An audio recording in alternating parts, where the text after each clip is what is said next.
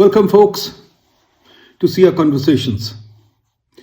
We're going to do a series, or second or the third in our series, for the coming IMF review. I thought I'd try and consolidate some of the things that we've learned. And perhaps the IMF and the government will hear civil society, people like us, and try and tweak the program in the right direction. We don't mean to be critical of anyone. All we want is to add a 2 cents worth, which is very important for people to do. See, our conversations are there for you to learn from and to take up, critique, debate. Our feeling is that there is not enough of a debate in Pakistan on economic subjects. We debate personalities, but we don't debate economic subjects. So let's talk about the coming IMF review. These can be considered as suggestions from a concerned citizen, but also the fact that we have never been able to do structural reform. We talk about structural reform, but we don't even discuss what structural reform is, and we should try and figure out what structural reform is. So let's begin. The most important thing to learn here is that if you look at this chart, there's blue everywhere. This chart measures the number of years we were in an IMF program. Now, we've been in an IMF program throughout our history.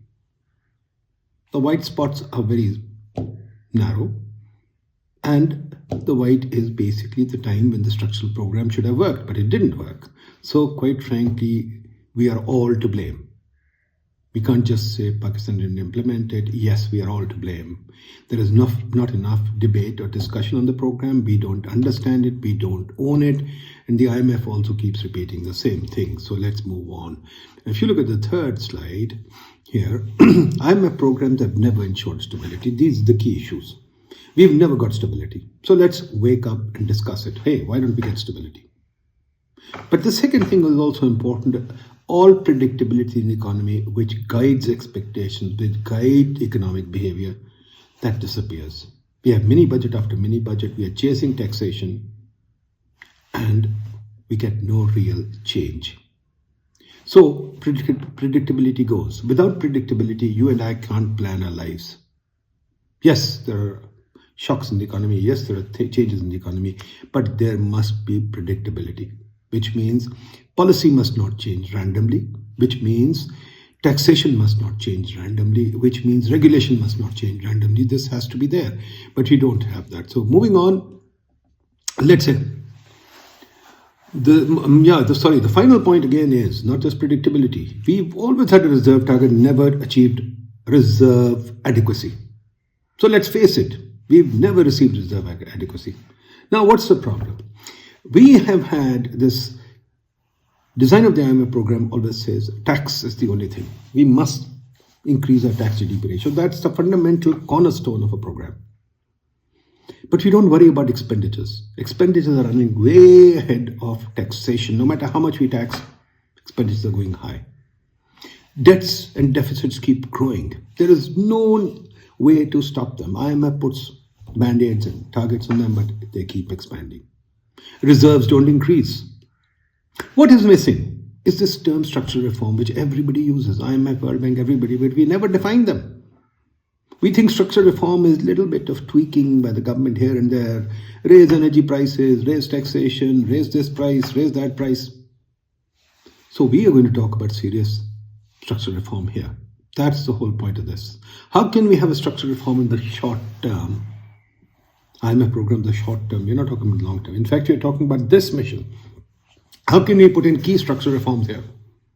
So first reform we're going to suggest is, folks, please stop administered prices. This was stopped in the Soviet Union in 1990. This was stopped in the rest of the country way back in the early 90s. We still have the DC controlling prices. We still have cabinets and ministers telling the DCs and the ACs, deputy commissioners and assistant commissioners, go out and check the market every day and enforce price controls. Nobody should raise prices. We still have this myth that there's hoarding going on and that prices are being controlled by hoarders.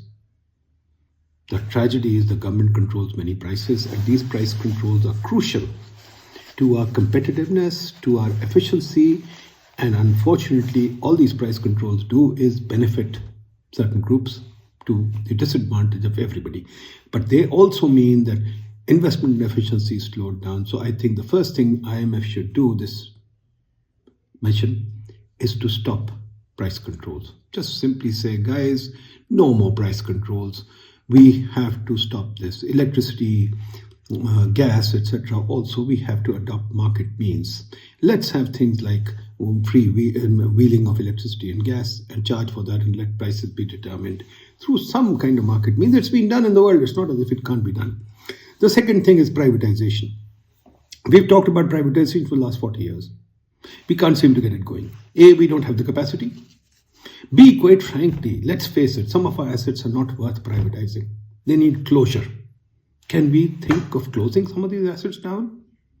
These things down. Secondly, they have some assets, they have land, they have other things that can be sold. Why can't we do that? We can't restructure them, we can't close them, we think we are just going to privatize them, and we take the liabilities to the taxpayer. But nevertheless, they can't be privatized because there are these workers there who are unproductive, the systems are bad, sometimes they don't even have any clear way of making up their losses. So please, we should think of privatizing, yes, of course, but also think of closing some down. But more importantly, instead of going always through the roundabout way of trying to find a buyer through bidding, and we find some company in Kenya coming and taking them, some company, all kinds of transactions that are suspicious. Why don't we just do what was started a long time ago, privatize to the stock market? PIA was put on the stock market 5 or 10%, so was OGDC. Why don't we increase this? That will also increase the size of our stock market. We need to increase the size of our stock market, make Pakistan attractive for investment. So please, IMF, think about putting this on the agenda, that start privatizing through the stock market rather than looking for this buyer thing, which creates a non-transparent system as well. The third thing we'd suggest is reform the public sector development program. It's a major leakage. It's a major debt creator. We can get rid of the public sector development program. I had mentioned that in my 2010 economic growth agenda, or the framework of economic growth that the NEC approved. Why don't we just give the investment budget to the departments and stop politicizing the PSTP, stop earmarking PSTP for politicians and for political gains. Let the PSTP run on professional lines through the ministry. And the Planning Commission, instead of monitoring how much money is given, and in the bargain, God knows who makes money, why can't we just go to performance-based budgeting? How many children did you get educated? How many people did you treat? How many miles of road did you add? How do you maintain your roads? How did you do this? We can do that. The world has done that. This has been part of the new public management system. We can do that. So let's think about that. The fourth thing that we would suggest is, for God's sakes, IMF put a control on expenditures. These people create multiple agencies. They've in this year or 6 months of IMF program, they've created new agencies. Why can't we put a stop to new agencies? They're hiring hundreds of people. Every day newspaper are full of ads. Why can't we stop the hiring of people? Also, there are so many political giveaways. We see, for example, 60-page supplements in newspapers for political purposes. We see tons of subsidies being given for political purposes. Were they in last year's budget? I'm not so sure. Can the money be reallocated? Why? So let's think about it. Bureaucracy expands unnecessarily. Every time you hire a bureaucrat, we showed this in a paper that I put out a long time ago. Even a peon added increases the budget over a lifetime by a few crore rupees. There's a huge cost to a government employee. It's a cost for more than a lifetime. That has to be stopped. There should be a process for creating a new agency. Every country in the world has it. We have no process for creating a new agency. We have no process for creating a new agency. New agencies are added on at the whim of a government. We don't see a cost benefit done when they are added on. We don't see a fully transparent accounting of the cost of the incoming cost of the agency. We don't see that reflected in the budget. I think this is simple elementary budgeting that the IMF will agree to. We must have very clear. It cannot be avoided at all. The fifth thing that I would say is, we've talked about rightsizing the government for the last few decades.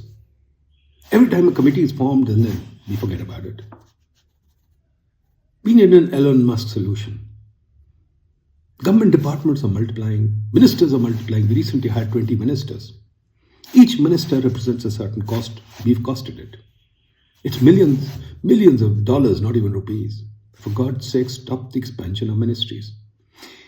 The 18th Amendment was passed. I know everybody blames the 18th Amendment. But when did the federal government shrink? Federal government is still doing education, agriculture, etc. Why? And why does every government function or public service require a ministry? Trump has just eliminated the education department. Why can't we? Why do we need an education department? Why do we need a railway department? I would say, why do we even need an energy department? We need these systems to work and not ministers to pretend they're bosses. I've written about that many times. You can look it up. We don't need bosses. We need very simple systems to work. The seventh thing that we would talk about is deregulation and streamlining permissions. I estimated a long time ago, and you've got the paper there on the website if you check it out.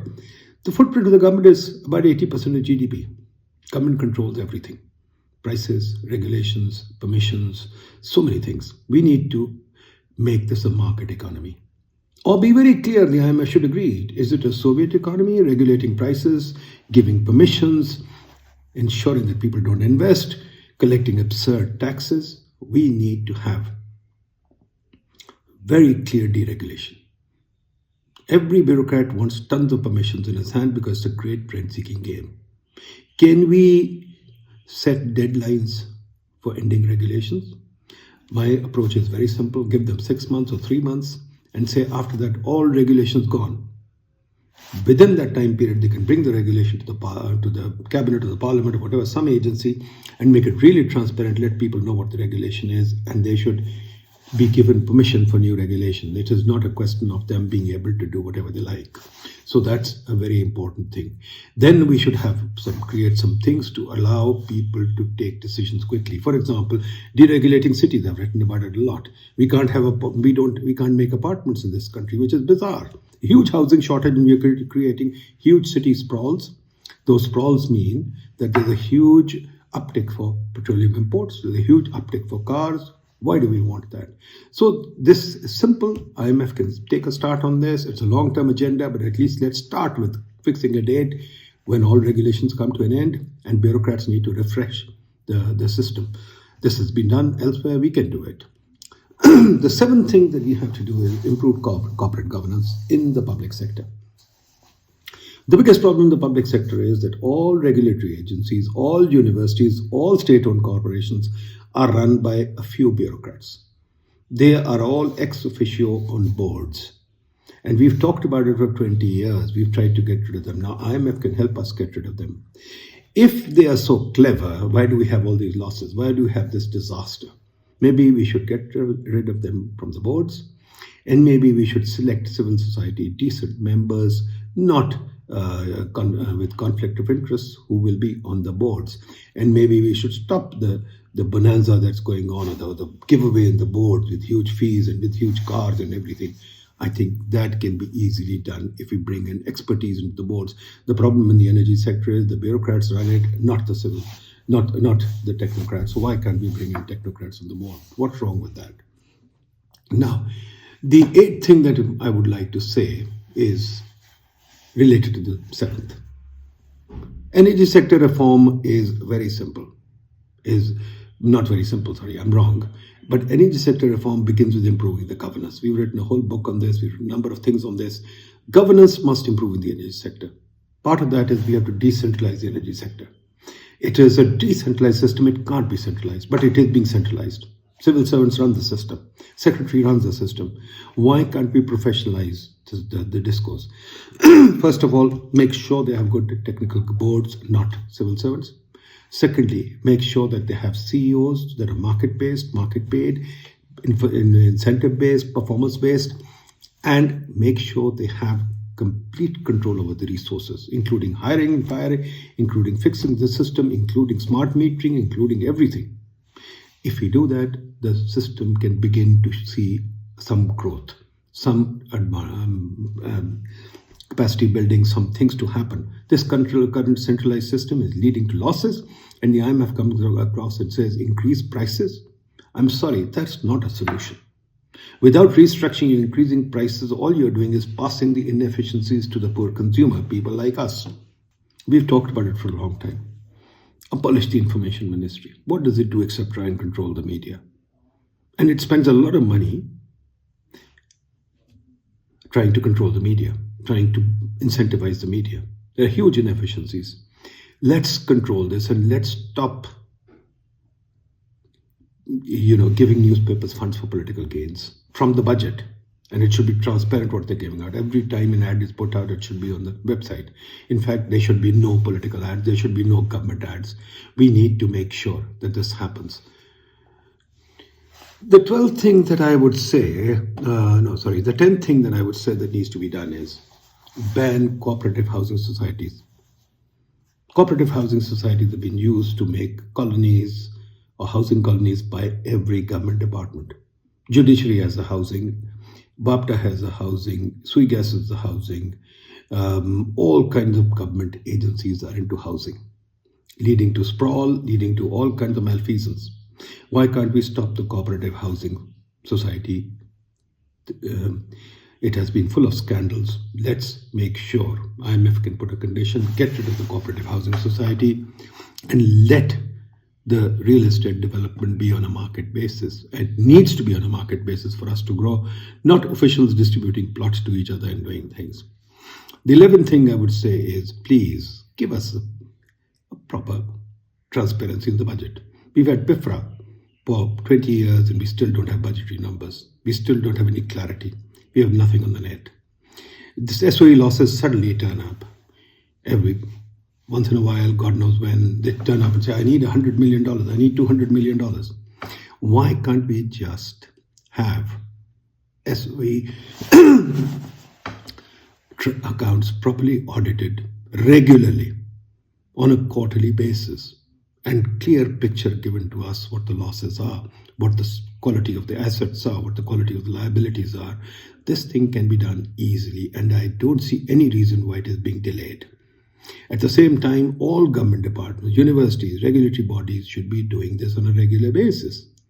At the same time, we have to make sure that these audits mean something and public knows about them. And at the same time, we must make sure that good appointments are made, merit-based appointment, not this usual thing of placing an ad and then these guys sitting together and bringing along a favorite. Oh, we've done the due process, but we brought along a favorite.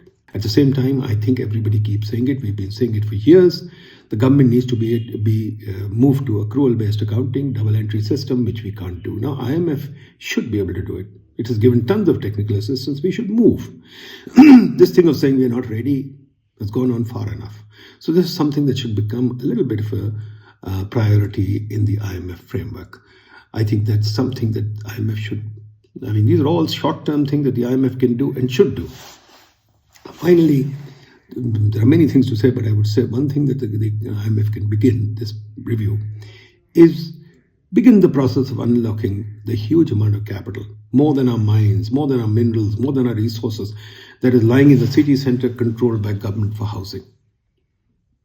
Tax-free housing that is given to bureaucrats, tax-free cars that are given to bureaucrats, destroys incentives as well as creates